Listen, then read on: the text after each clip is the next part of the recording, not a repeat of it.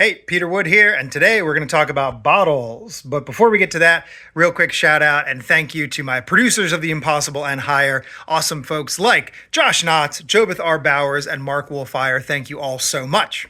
So I've got a bunch of bottles like this, and I think that they would be really fun for sort of background decor for the museum. I'm sort of thinking about all the exhibits in 3 tiers. The primary tier are the sort of headline attraction things that you interact with.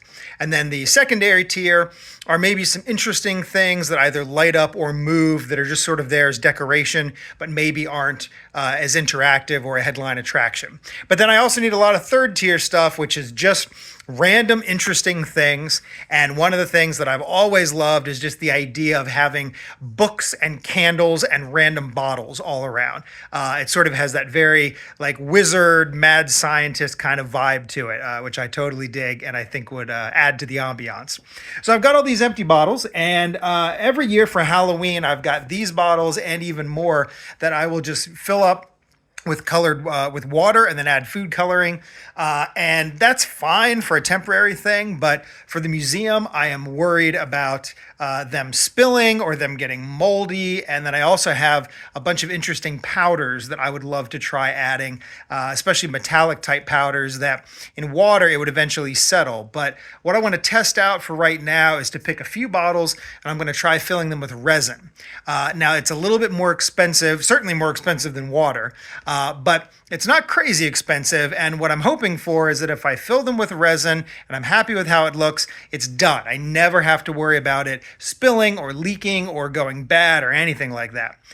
So if it's not too challenging and too expensive, that is the route that I want to take. But this is definitely a test, and if I'm not a fan of it, then I'm going to try some other options. So stay tuned as we pick a couple of these bottles, fill them up with resin, and see what happens. I'm using 2-part epoxy, and it needs to be mixed equally, so I've also got my handy scale here, some disposable cups, some popsicle sticks. I'm going to start with this bottle because it's the one I care about the least, but then we'll go on to these guys. How cool is this? That's awesome. Thank you, Michaels.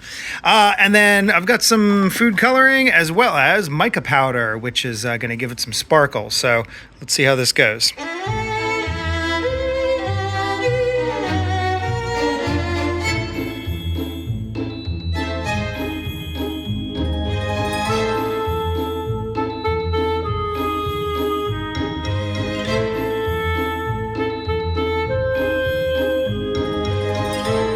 Hey, Peter Wood here. Real quick, if you're enjoying this video, I sure would appreciate a thumbs up or a comment from you.